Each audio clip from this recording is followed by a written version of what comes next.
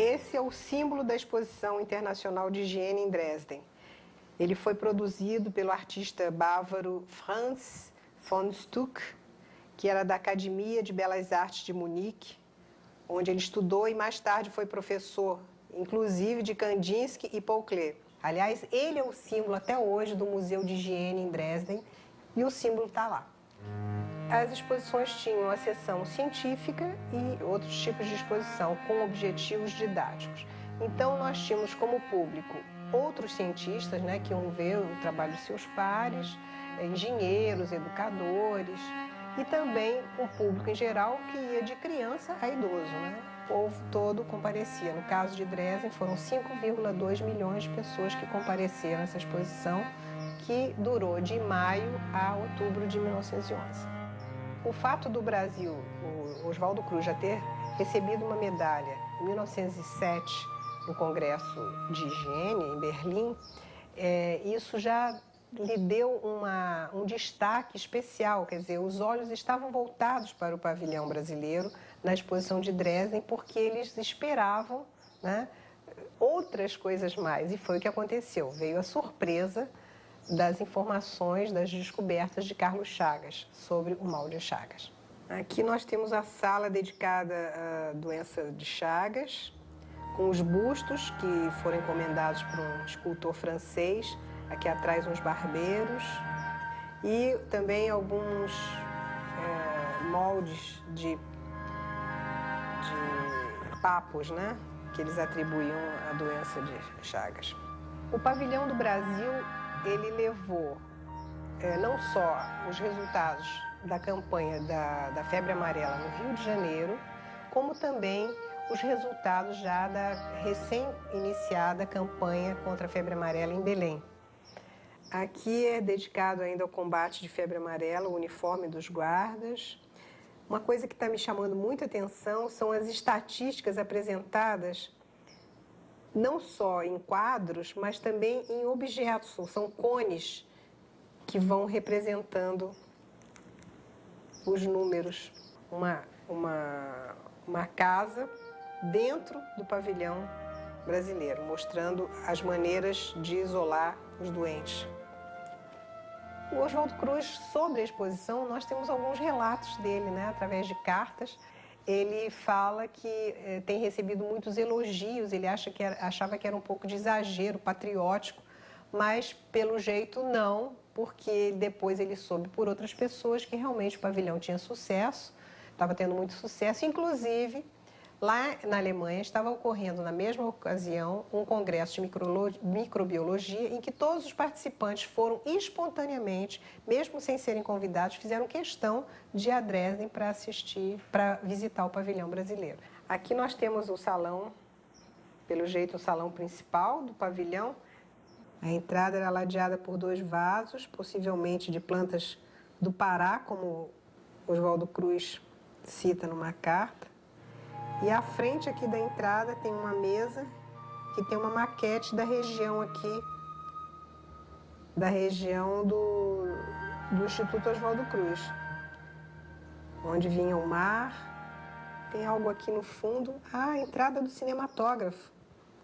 A entrada do cinematógrafo, onde eram projetados os filmes todos os dias.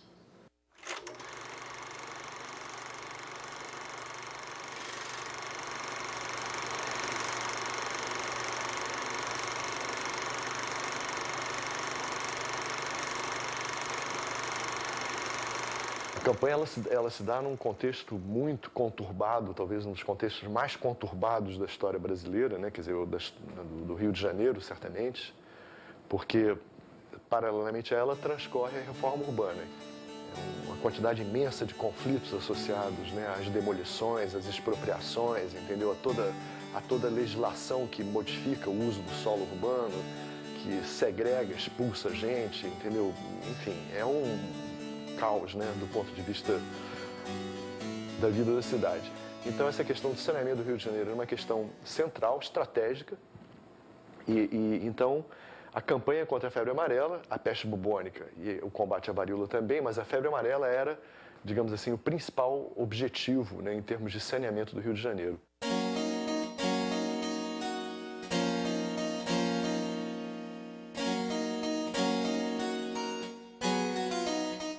O esclarecimento da maneira de transmissão da doença foi uma coisa que permitiu colocar em prática uma estratégia de combate à doença, que é o que Oswaldo Cruz faz no governo de Rodrigues Alves. Então, o primeiro passo é organizar esse mapeamento epidemiológico rigoroso das zonas, das áreas da cidade onde ocorrem os focos. Uma vez identificados os focos, imediatamente mandar as brigadas mata-mosquitos para começar a combater nas residências, nos quarteirões, nos esgotos, né, entendeu? Em todos os lugares onde pudesse haver o mosquito, combater o mosquito, isolar os doentes dentro de suas casas. A equação, na verdade, era combater o mosquito, né, na sua forma larvar, né, quer dizer, nas poças d'água, em todos os depósitos de água, as calhas onde pudessem se reproduzir as larvas do mosquito e combater o mosquito na forma adulta. E essas são as imagens mais impressionantes dos filmes, né, que são exibidos, aquela quantidade imensa de panos, né, que eram usados para recobrir as casas, né, o trabalho hercúleo que era feito para isolar cada casa antes de injetar nela o gás, né, que era usado para matar o mosquito adulto, que era a base de píretro, né, que é aquela planta, o crisantemo. Sem falar no fato, né, de que isso que a gente vê nos filmes, né, quer dizer, toda essa tecnologia, né, posta em prática, hoje ela já é uma coisa corriqueira, mas aquele é um momento em que essas técnicas estão sendo testadas, inventadas e desenvolvidas. E muitas coisas foram desenvolvidas aqui pelo Oswaldo Cruz.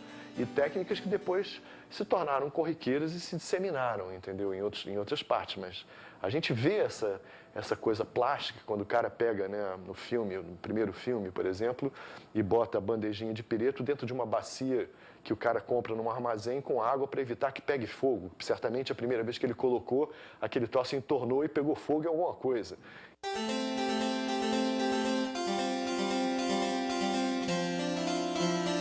A força que o Oswaldo Cruz consegue, o prestígio que ele consegue por ter conseguido vencer a epidemia da febre amarela, foi fundamental para legitimar a transformação desse modesto instituto soroterápico num pujante Instituto de Medicina Experimental que vai ser batizado com seu nome já em 1908, Instituto Oswaldo Cruz. Ele é o ídolo, né, brasileiro graças a esse feito, que foi ter vencido a febre amarela. Se a gente se colocar na pele, né, das pessoas que não estavam familiarizadas com esse meio tecnológico que é o cinema, né, e não conheciam essas técnicas, nunca tinham visto a implementação disso, o impacto é tremendo, né? O cinema tem uma força de persuasão tremenda, né? Ele impacta o cérebro, né, o coração, a imaginação, as mentes. Né, cada fotograma daqueles vale 1000 palavras.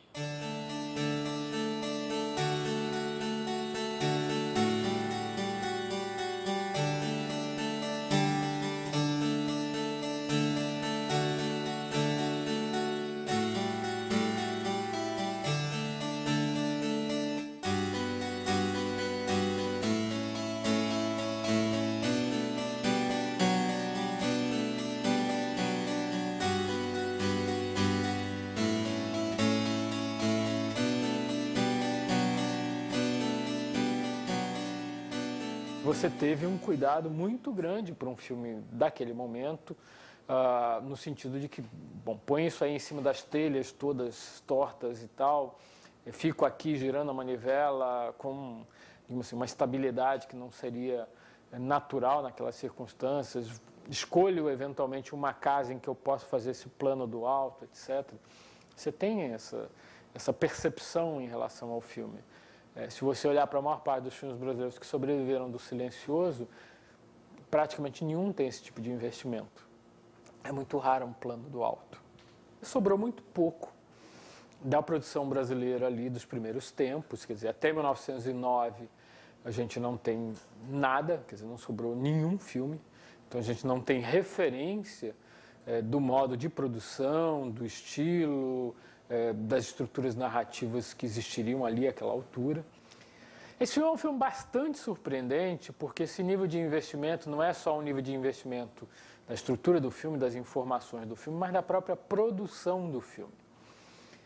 Ele alterna cenas internas e externas dentro de um padrão que provavelmente existia no Brasil ali àquela altura, mas que a gente, infelizmente, não conhece nenhum exemplo Nenhum filme de ficção sobreviveu no Brasil até 1913, então a gente não tem termo de comparação. Se esse filme foi totalmente feito no Rio de Janeiro, ele é uma pérola absoluta. Ele seria o primeiro registro conhecido de cenas realizadas em estúdio, com um cenário elaborado, há toda uma elaboração do que está sendo transmitido, que eu não encontro paralelo, digamos assim, no que eu conheço de filmes brasileiros até meados da década de 20. Eventualmente pode ter sido realizado por uma equipe estrangeira, eventualmente por uma equipe francesa.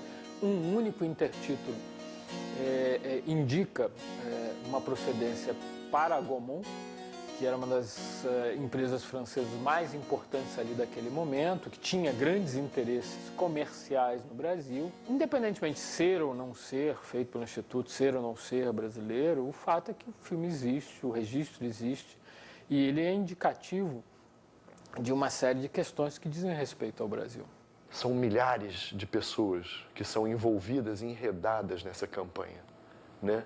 Quer dizer, se ela mostra alguma coisa, é a cidade, né? É o corpo de saúde pública na relação com o contexto urbano na sua totalidade. O doente é múltiplo. O doente entra nesse filme como figurante dos dispositivos, das rotinas, das estratégias, dessa vasta maquinaria para dar conta desse vasto cenário público.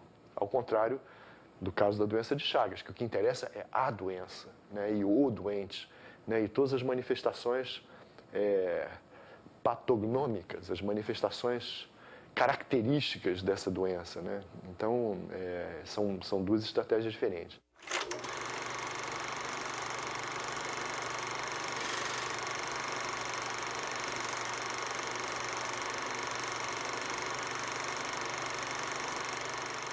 O Chagas em La Chance não, é um filme preocupado em deixar a câmera sobre seu objeto, deixar o objeto se apresentar, tem um tempo de plano maior do que o que seria comum ali àquela altura para um filme cinejornalístico.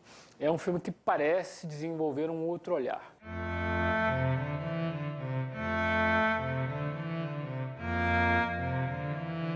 Pelo que eu pude perceber, o Chagas em La Chance provavelmente foi feito com uma câmera de madeira, eventualmente uma câmera como a Pathé, uma câmera que era francesa, uma câmera como a Ernema, que era alemã, uma câmera de madeira à manivela, rodando cerca de 16 quadros por segundo, com objetiva focal fixa. Significava aquele trabalho do operador pegar o tripé, a câmera, botar no ombro, sair para cá, para lá, aproximar, distanciar, já que o equipamento em si não tinha essa propriedade. Feito com filme monocromático, um filme de pouca sensibilidade, que exigia a luz do sol como iluminante, que te levava a colocar isso no exterior, por exemplo, quando tem um doente ali meio que se apresentando, você vê que aquilo é feito ali numa área externa.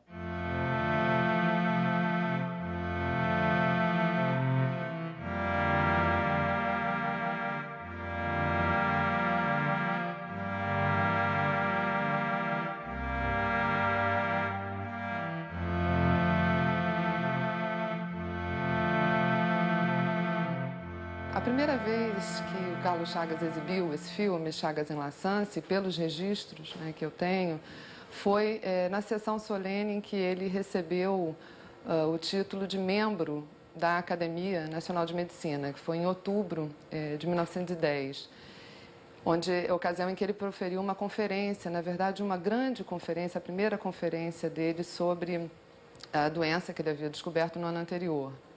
Ele se dedicou nessa fala a enfatizar de uma maneira bastante especial a importância médico-social da doença como um problema de saúde pública do interior do Brasil.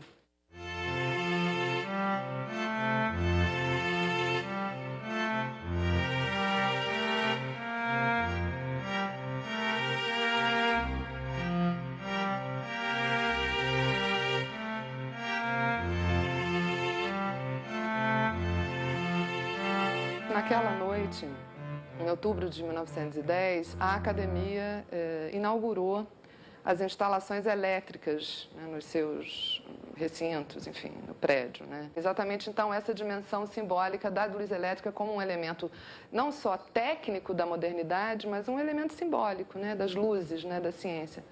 E exatamente essas luzes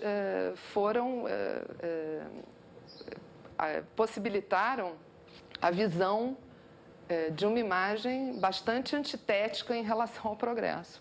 Exatamente a imagem, como Carlos Chagas enfatizou na sua fala, a imagem do atraso.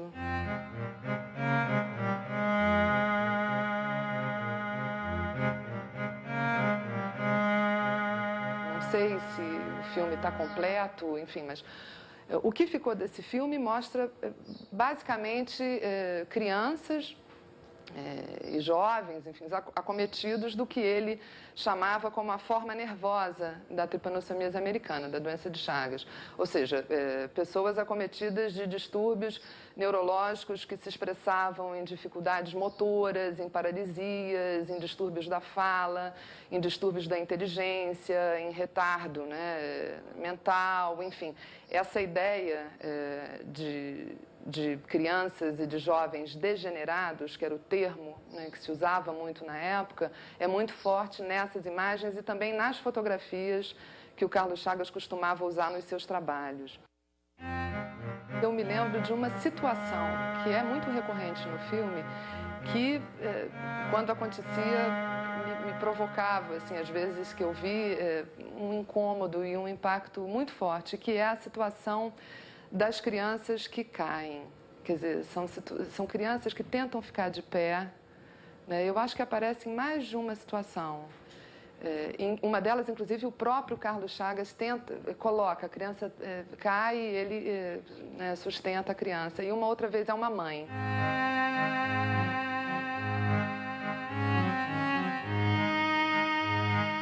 A ideia de que essa degeneração era produzida por doenças e por doenças evitáveis, que também era uma expressão que o Carlos Chagas usava muito, muda, né, introduz uma perspectiva muito diferente nesse debate, que é exatamente o Brasil pode ser curado, né? Não estamos condenados ao atraso, né? Podemos, através da ciência e da medicina, superar essa situação. O primeiro marco desse reconhecimento, dessa exibição internacional dessa doença, né, descoberta no Brasil, foi a exposição de Dresden, né, em 1911, onde ele apresentou, onde o tema da doença de Chagas teve muito destaque no pavilhão brasileiro e, claro, o filme Chagas em Laçanse.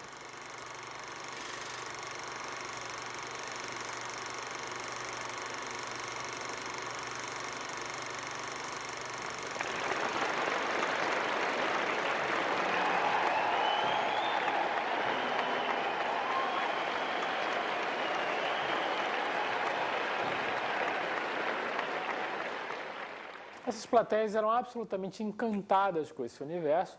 E aí se explica você, de repente, ir ver ali, por exemplo, uma doença relativamente rara e nova, como a doença de Chagas, ver ali, digamos assim, a apresentação do doente nua e crua, direta, você não esconder nada, você será absolutamente franco com as plateias em relação ao tema que você está tratando. Aí se explica você ter uma recepção calorosa, você ter uma acolhida muito grande, você ter um cinema cheio para ver esses filmes, porque esses filmes faziam muito sucesso ali àquela altura, no mundo inteiro, em qualquer circuito. Encontrar esse filme, que é um raríssimo exemplo de um filme científico brasileiro tão antigo, é sempre uma festa.